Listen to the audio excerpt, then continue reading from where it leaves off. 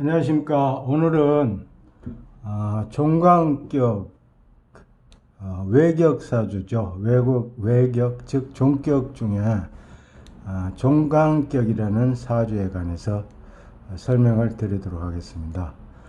외격이란 우리가 통상 내격과 외격 사주를 이렇게 구분을 하는데, 내격 사주란 억부용신이죠. 억부용신을 기준으로 해서 통관 또는 조용신을 같이 적용하게 되는데, 이 내격 사주의 경우에는 고서 중에 연애자평이라는 그 부분을 설명한 것이고, 이 종격 즉 외격 사주는 적천수 부분이죠. 적천수에 해당하는 부분이라고 그렇게 이해를 하시면 되겠습니다.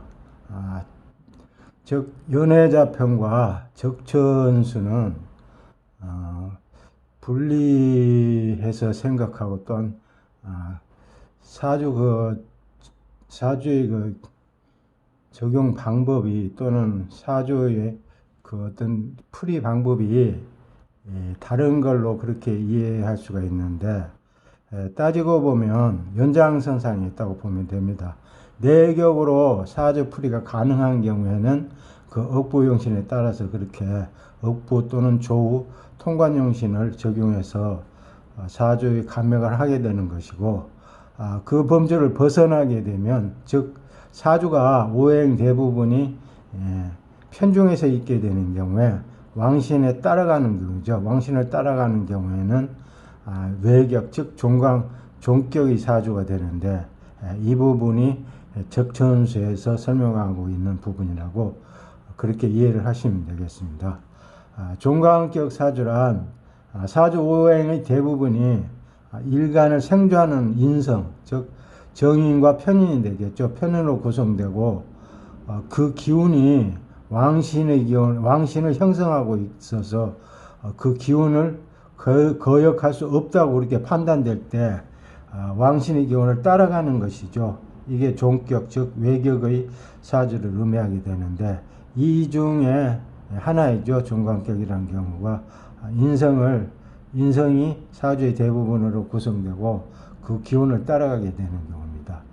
이와 비해서 종왕격이라는 사주가 또 있습니다. 종강격이고 종왕격인데, 종왕격의 사주는 사주의 오행 대부분이 비견, 급제로 되어 있는 경우입니다. 이 경우는 인성이죠. 인성이고 여기는 비급으로 구성이 되어 있어서 이 비급의 기운을 따라가는 경우가 종왕격 사주인데, 종왕격과 정강격을 하나로 통합해서 종강격 또는 종왕격이라고 그렇게 풀이하는 경우가 왕왕 있게 되죠.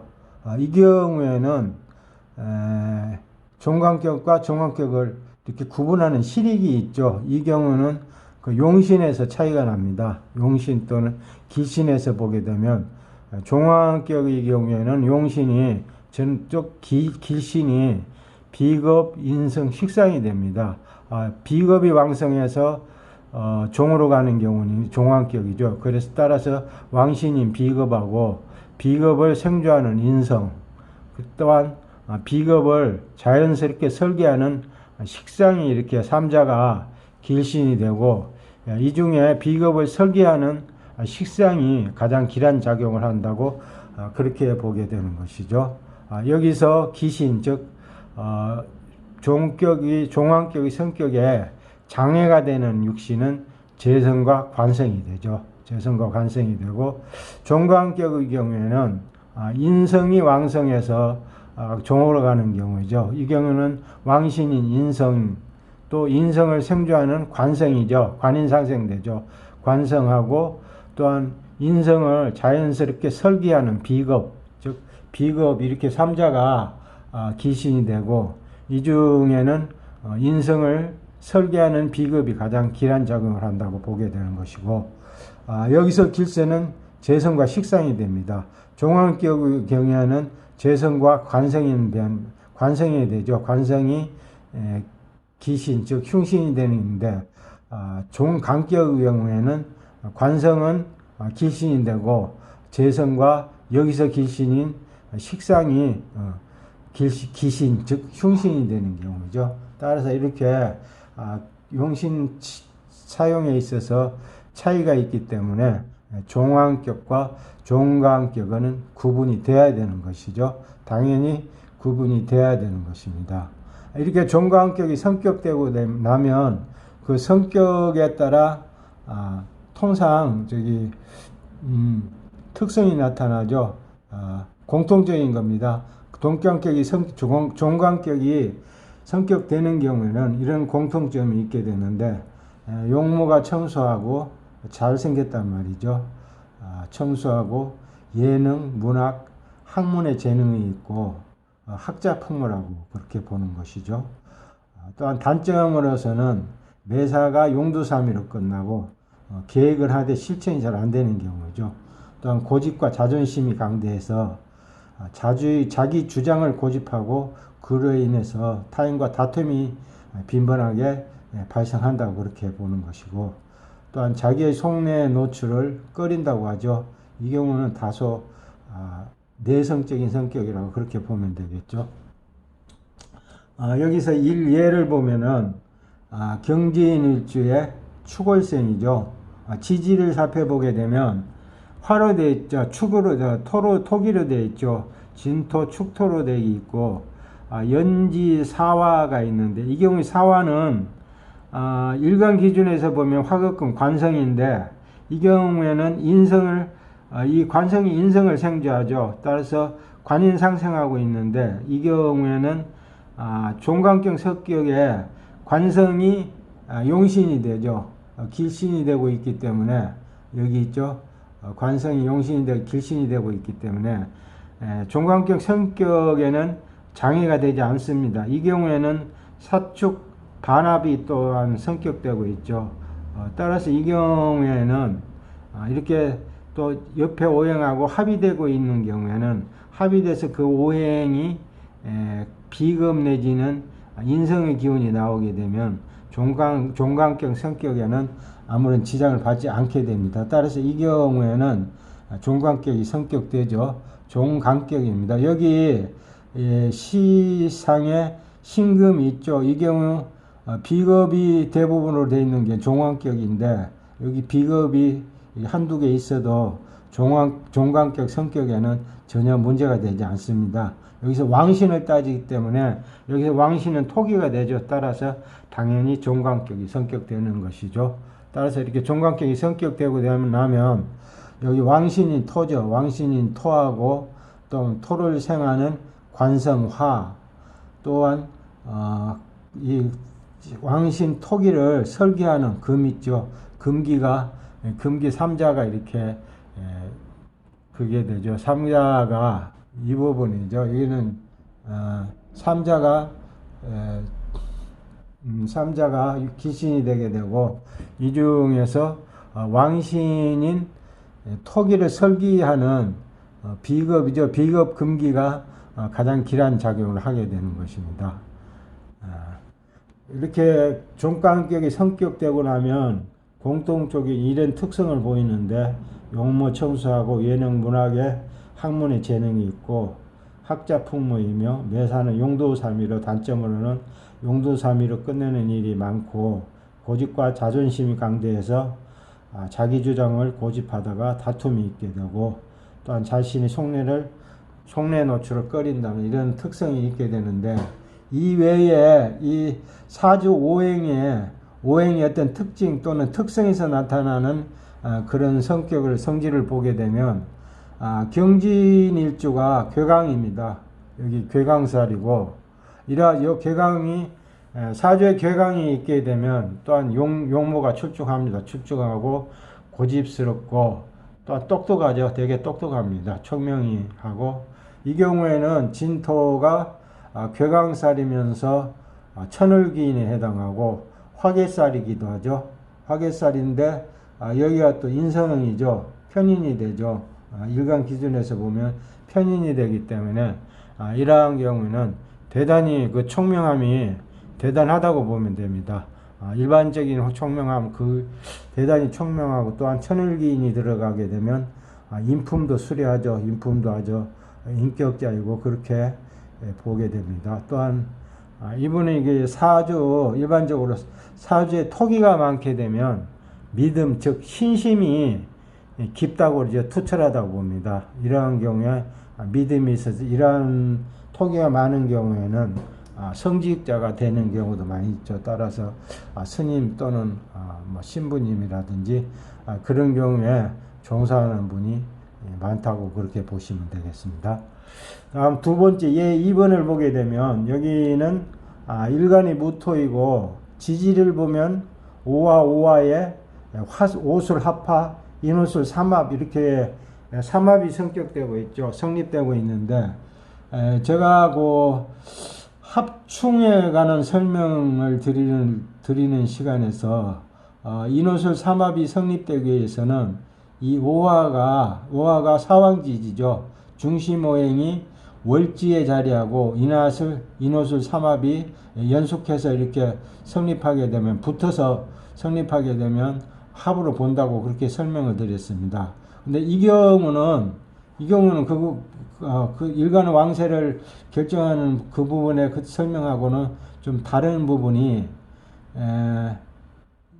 이게 여기 월상의 임수를 제외하면 여기는 목성화 화생토로 가기 때문에 오행의 대부분이 이 일간 무토를 기준해서 무토를 생조하는 오행으로 되어 있습니다. 따라서 다른 오행을 그 생조하는 오행에 반해서 일간을 설계하는 오행은 여기서 임수하고 임목이 있게 되는데 임목은 여기서 인오술 삼합이 성립되고 있기 때문에 이 부분은 차치하고 이 부분을 보게 되는데 월상 임수를 보게 되는데 월상 임수가 지지 어느 오행이든지 간에 생조를 받고 있으면 종으로 가지 못합니다. 그 경우에는 일반적인 억부용신에 따라서 용신이 치용돼야 되는데 이 경우에는 지금 천간에 임무상충을 하고 있죠. 임무상충하게 되면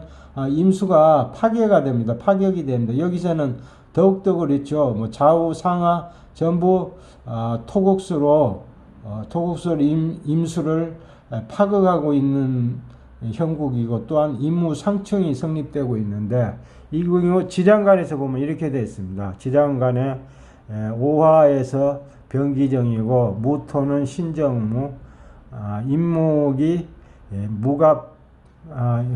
무병갑이죠. 무병갑인데 여기서 지금 임수를 생조하는 오행은 여기 신금이 유일하죠. 신금이 유일한데 여기입니다. 여기 중기 정기가 되는데 여기에 오행은 이 술토의 그 기운이 여기 포함되어 있습니다.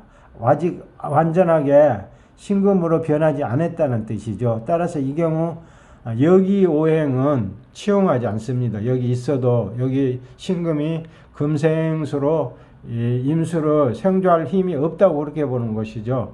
또한 이 부분에 보면은 간무상충이 성립되고 있죠. 따라서 여기 술토에 있는 이 신금은 사용할 수가 없는 것입니다. 따라서 이 임수는 그 뿌리가 상실되고 있죠. 뿌리가 투관하지 못했기 때문에 또는 뿌리를 여기 두지 못하고 있지 지지에 뿌리를 두고 있지 못하기 때문에 힘이 없는 미약합니다. 따라서 이 경우에는 임수는 임무상충으로 그 힘이 형편하게 떨어져서 이 임수는 일간에 반해서 자기 힘을 발휘할 수가 없게 되는 것이 따라서 이런 경우에는 인오술 삼합으로 보게 되죠. 이게 보고 인오술 삼합 화생토에서 종간격이 성립되는 겁니다. 여기서 무토가 이렇게 많으면은 이게 많고 세 개씩이나 돼도 이렇게 두 개죠. 일간 제외하고 두 개나 되면은 이 경우 여기 종간격 성격이 어떤 문제가 있는 거 아닌가 그렇게 생각하는 분도 있을 수 있는데 이 경우에는 힘으로 비교하면은 여기 인호수 삼합됐을 때 이 지지의 힘하고 천간 무토의 힘은 비교가 될 수 없습니다. 여기는 이 왕신이 이 인호수 삼합 5화가 왕신을 형성하고 있고, 이 경우 힘으로 비교해도 거의 80대 한 20 정도 된다고 그렇게 보면 되죠. 따라서 이 경우에는 이대로 종강격이 성격되는 그런 명식입니다. 따라서 종강격이 성격되고, 종강격이 성격되고 나면은 화기가 왕성하기 때문에 왕신이 화, 그 다음 화를 생하는 관성목, 또한 이 화기 있죠. 왕성 화기를 설계하는 비급토가 같이 길선이 되고, 이 경우에 가장 길하게 작용하는 그 육신은 여기 되죠. 비급토기가 되죠. 비급토기가 용신이 길신이 되게 됩니다. 길하는 신이 되게 되는데, 여기서 세운대운에서 여기 임수하고 임수가 지금 재성이 되죠. 재성하고 식성인 금기에 있죠. 식상인 금기를 보게 되면 대단히 불리하게 그렇게 작용을 한다고 보면 되겠습니다. 여기는 실제 이 사주는 실제 그 의뢰인의 사주 중에 하나를 선택해서 올려봤는데, 대운도 보게 되면 27세 대운부터 사오미 하곡 인묘직 목국으로 용신과 부합되죠. 따라서 대단히 사주가 길하게 됐습니다. 이렇게 또한 이 부분 있지 않습니까? 무토가 사주에 이렇게 존재하게 되면 여기 일간 제외하고 거의 다 화기로 되어 있는 경우보다 이렇게 목기하고 이렇게 토기가 있게 되면 사주에 용신이 있는 경우이죠. 따라서 진용신이 되는 겁니다. 가용신이 아니고 진용신이 되기 때문에 이러한 경우에는 오히려 이 부분이 길한 작용을 한다고 그렇게 보는 것입니다. 따라서 사오미 화곡 인묘직 목국으로 대단히 운의 흐름도 좋게 돼 있고, 또한 통상 대운을 감명할 적에 37대운이라면 무호대운 이 부분만 이렇게 감명을 하는데 뭐 잘못되는 겁니다. 이 대운을 감명 또는 사주 전체를 감명하는 경우에는 이 부분을 봐야 됩니다. 사오미 화국이죠. 남방 화국이죠. 여기는 인묘지 목곡 동방이 되는데, 여기 사오미 화국, 이 화라는 이 부분하고 인묘지 목이라는 이 부분이 여기 해당되는 무호 대운보다도 이 부분이 더 중요하죠. 따라서 여기가 아무리 좋아도, 해당되는 대운이 좋아도 이 사오미 화국 또는 인묘지 목국의 이 운의 흐름이 좋지 않을 경우에는 이 운이 좋아도 반감되게 됩니다. 따라서 이 부분이 좋고 운의 흐름이 좋고 여기 해당되는 대운이 좋을 적에 그때 비로소 대발복을 하게 되는 것이죠. 이상 종격 중에 종관격에 관한 부분을 설명을 드렸습니다. 다음 시간에 또한 그 종격에 대한 부분을 발췌를 해서 설명을 드리도록 하겠습니다. 감사합니다.